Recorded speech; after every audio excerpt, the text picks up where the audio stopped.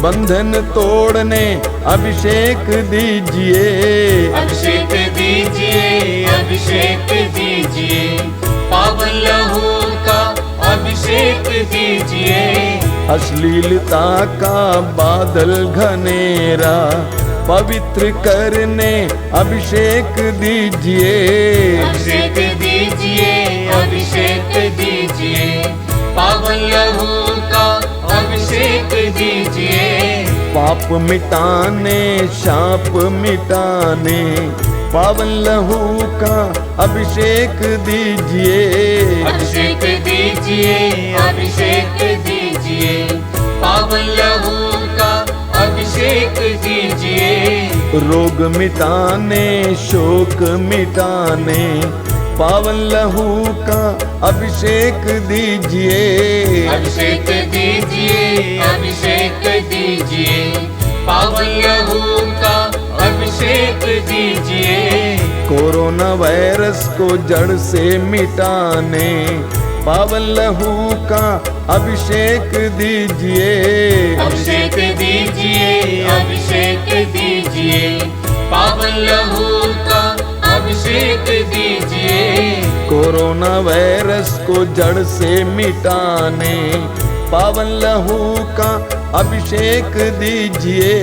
अभिषेक दीजिए, अभिषेक दीजिए, पावन लहू का अभिषेक दीजिए।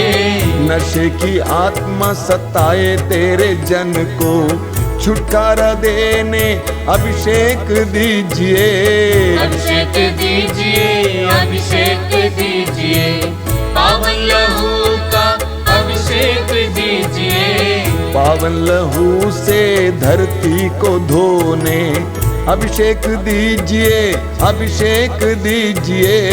अभिषेक जोर से गाइए। अभिषेक दीजिए, पावन लहू का अभिषेक दीजिए। पावन लहू से घर घर को धोने अभिषेक दीजिए। अभिषेक दीजिए। अभिषेक दीजिए, अभिषेक दीजिए, पावन लहू का अभिषेक दीजिए। पावन लहू से घर घर को धोने अभिषेक दीजिए। अभिषेक दीजिए। अभिषेक दीजिए, अभिषेक दीजिए, पावन लहू का अभिषेक दीजिए। पावन लहू से हर दिल को धोने अभिषेक दीजिए। अभिषेक दीजिए। अभिषेक दीजिए, अभिषेक दीजिए, पावन लहू का अभिषेक दीजिए। पावन लहू से हर तन को धोने अभिषेक दीजिए। अभिषेक दीजिए। अभिषेक दीजिए, अभिषेक दीजिए, पावन लहू का अभिषेक दीजिए। अभिषेक दीजिए। अभिषेक दीजिए। पावन लहू से अभिषेक दीजिए। अभिषेक दीजिए, अभिषेक दीजिए, पावन लहू का अभिषेक दीजिए। अभिषेक दीजिए। अभिषेक दीजिए। पावन लहू का अभिषेक दीजिए। अभिषेक दीजिए, अभिषेक दीजिए, बार बार पावन लहू बार बार अभिषेक दीजिए। एक साथ गाते जाएंगे। अभिषेक दीजिए, अभिषेक दीजिए, पावन लहू का अभिषेक दीजिए। अभिषेक दीजिए, अभिषेक दीजिए, पावन लहू का अभिषेक दीजिए। अभिषेक दीजिए, अभिषेक दीजिए, पावन लहू का अभिषेक दीजिए। अभिषेक दीजिए, अभिषेक hallelujah hallelujah hallelujah hallelujah hallelujah hallelujah. अभिषेक अभिषेक अभिषेक अभिषेक अभिषेक अभिषेक अभिषेक अभिषेक अभिषेक अभिषेक अभिषेक अभिषेक अभिषेक अभिषेक अभिषेक अभिषेक अभिषेक hallelujah hallelujah hallelujah hallelujah hallelujah hallelujah hallelujah hallelujah. पवित्र रक्त के अभिषेक अनुभव कीजिए। आप में से कई लोगों को प्रभु यीशु अपने पवित्र रक्त के द्वारा शुद्ध कर रहे हैं, अलग अलग प्रकार के बंधनों से आजाद कर रहे हैं। विश्वास करते हुए स्वीकार कीजिए, अंगीकार कीजिए। Let the Lord do it.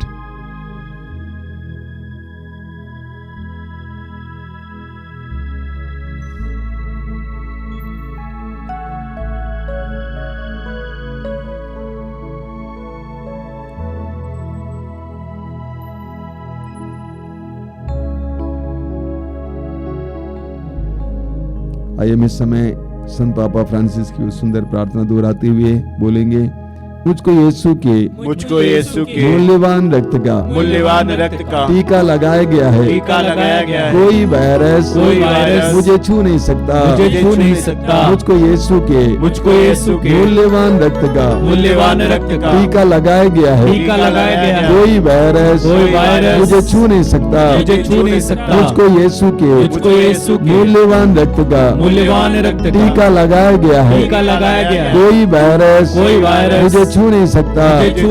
Hallelujah, hallelujah, hallelujah, hallelujah, hallelujah, hallelujah.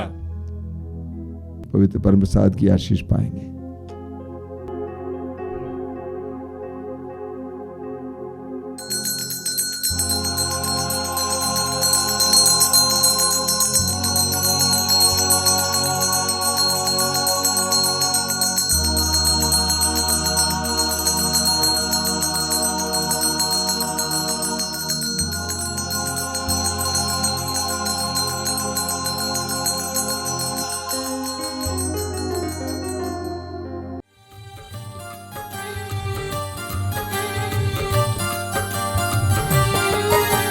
यीशु के बदन से बही जो लहू की धारा, उसमें धुले हमारे पापों के दाग सारे।